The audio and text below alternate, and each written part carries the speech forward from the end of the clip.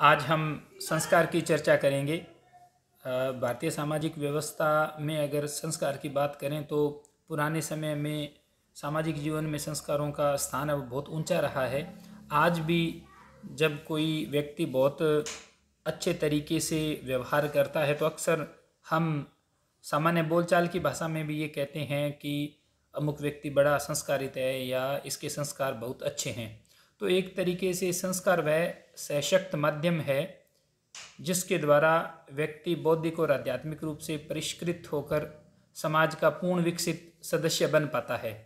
जितनी संस्कृतियाँ पुरानी होती है उतना ही सामान्यतया उनमें संस्कारों का महत्व अधिक दिखाई देता है। शाब्दिक रूप में अगर बात करें तो संस्कार का मतलब शुद्धि, सफाई या सुधार से है। ये सामाजिकरण की एक सशक्त प्रक्रिया है। सुधार का मतलब ये है कि व्यक्ति जब पैदा होता है तो वो एक बायोलॉजिकल सेल्फ होता है, तो बायोलॉजिकल सेल्फ से सोशल सेल्फ बनने का जो प्रोसेस है उस प्रोसेस में वो बहुत सारी अच्छी और ख़राब चीज़ें सीखता है। तो संस्कार जो है वो उसको उन ख़राब चीज़ों से परिष्कृत करना है और अच्छी चीज़ों की तरफ मोड़ना है, अच्छाई को ज़्यादा मजबूत करना है। संस्कारों की संख्या को लेकर अलग अलग बात अलग अलग धर्म सूत्रों में कही गई है। गौतम धर्म सूत्र में 40 से अधिक संस्कारों का उल्लेख है, जबकि पाराशर गाह्य सूत्र और बोधायन जो है गृह्य सूत्र में इन संस्कारों की संख्या 13 है। मनुस्मृति में भी 13 संस्कारों का उल्लेख किया गया है। इस प्रकार से हम देखें तो जो प्रमुख संस्कार है उनमें पहला संस्कार है गर्भाधान संस्कार, जिसमें कर्म के द्वारा जब संतानोत्पत्ति के मकसद से जो गर्भ धारण किया जाता है वो उसको भी हमारे यहाँ एक पवित्र धार्मिक कार्य माना गया है और उसको सिर्फ एक बायोलॉजिकल एक्ट के रूप में न मान करके उसको एक स्पिरिचुअल एक्ट के रूप में उसको डिफाइन करने का प्रयास किया गया है। हालांकि यहाँ पे एक जो गड़बड़ है वो ये है कि हिंदू धर्म के अनुसार पुत्र को जन्म देना एक पवित्र धार्मिक कार्य माना गया है, तो इस रूप में ये डिस्क्रिमिनेटरी है, जो एक खराब बात है, क्योंकि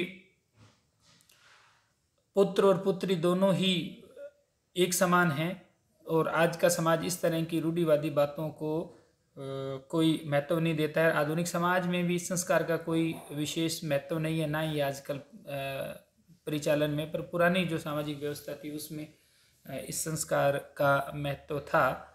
दूसरा पुंसवन संस्कार है, जिसका अर्थ है पुत्र संतान को जन्म देने से है, जैसा कि ये भी एक पुल्लिंग या मैस्कुलाइन जो है वो शब्द है, पुरुषवाचक, तो उसी से इसका पता लगता है। तो ये इस संस्कार का उद्देश्य भी पुत्र के जन्म की कामना करना है। ऐसा इसलिए था कि हमारी जो संस्कृति है वो डिस्क्रिमिनेटरी या भेदभाव परक रही है और अक्सर जो पुरानी जितनी भी सभ्यताएं संस्कृतियां हैं उनमें महिला पुरुष के बीच में भेदभाव रहा है।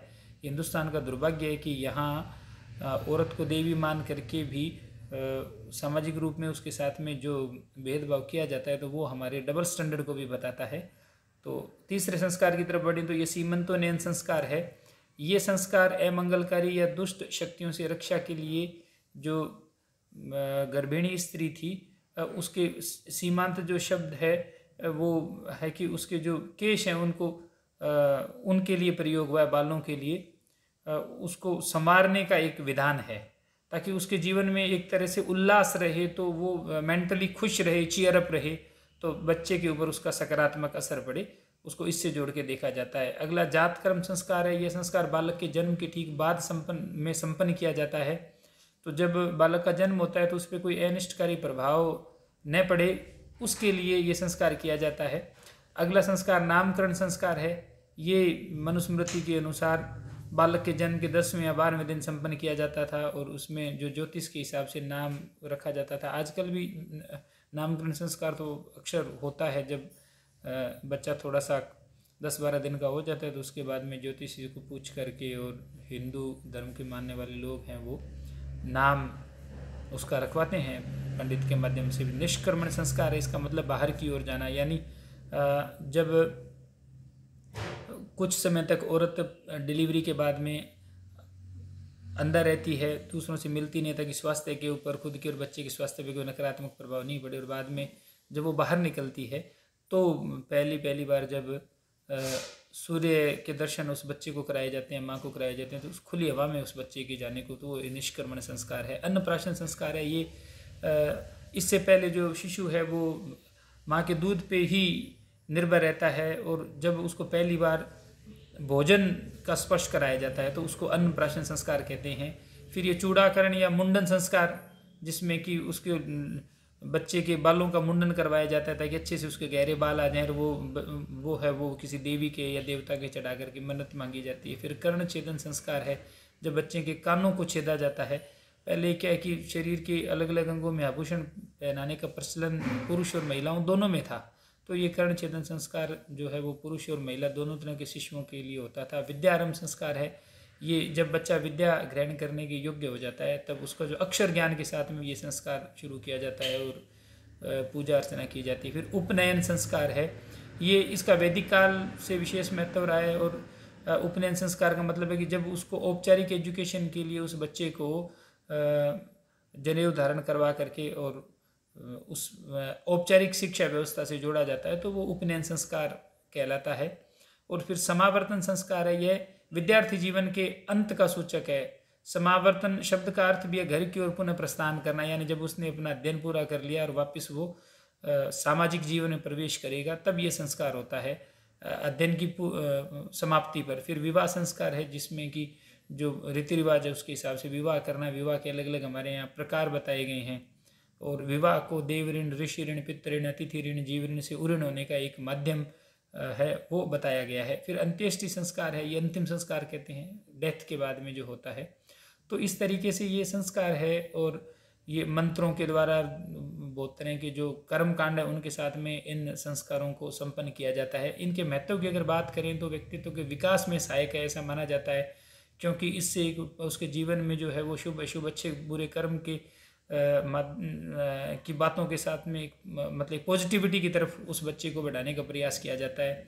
ऐसा माना जाता है कि सामाजिक समस्याओं के समाधान में भी योगदान है, क्योंकि बच्चे को क्या है कि एक उसकी जो एक्शन होती है वो गाइडेड हो जाती है, यानी वो उसको एक मतलब एक सही दिशा में उसके सामाजिकरण का प्रयास किया जाता है ताकि वो जीवन की कठिनाइयाँ हैं उनका सामना कर सके। ये एक एजुकेशन का माध्यम भी है, साथ ही साथ जो सोशलाइजेशन के दूसरे तरीके हैं कि किस तरीके से उसको व्यवहार करना है, सामाजिक मूल्यों को कैसे अंतर साथ उसको करना है, आत्मसात, उसको भी ये बताता है। और नैतिक गुणों का और संस्कृति के विकास का आधार है, क्योंकि इससे जो पवित्रता, दया, क्षमा, निर्लोभता, सहानुभूति, समर्पण के जो भाव है उन भावों का विकास होता है। और इस बहाने जो सांस्कृतिक पक्ष हैं जीवन के वो उनसे जुड़ता है। पर इसके साथ साथ में इसमें गड़बड़ ये है कि संस्कार जो है ये क्या सभी लोग इसको परफॉर्म करते थे? एक तो कर्मकांड है जिनका कि कोई वैज्ञानिक आधार नहीं है, दूसरी बात सब लोग इनको परफॉर्म नहीं करते थे।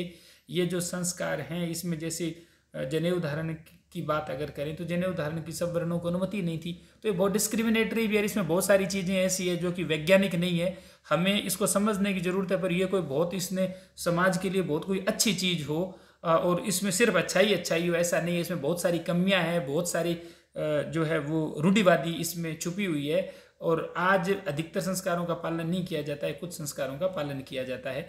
बेसिकली ये संस्कार थे जो उम्मीद करता हूँ कि आपको ठीक से समझ में आ गए होंगे। इससे संबंधित जो सवाल आते हैं वो सवाल इस तरह से होते हैं, संस्कारों के प्रकार बताएं, संस्कारों का क्या महत्व है, ये इस तरह से आते हैं आमतौर पे जो सवाल आते हैं। विशेषकर हिंदू संस्कारों का समाजशास्त्रीय महत्व, कुछ किताबें हैं हिंदी में जैसे रविंद्रनाथ मुखर्जी की है भारतीय समाज और संस्कृति, अंग्रेजी में कल्चरल सोशियोलॉजी है जेलिन और जेलिन की, जिसमें ये एक कुमार शशि प्रभा की है भारतीय संस्कृति विविध आयाम, जिनमें डिटेल में इनके बारे में आप अगर आसपास कहीं किताब मिले तो पढ़ सकते हैं। वैसे ये मैंने जो PDF जिससे मैं आपको बता रहा हूँ ये भी मैंने आपके साथ में शेयर कर दी है। तो उम्मीद करता हूँ कि आपको संस्कार है वो ठीक से समझ में आए होंगे। Thank you.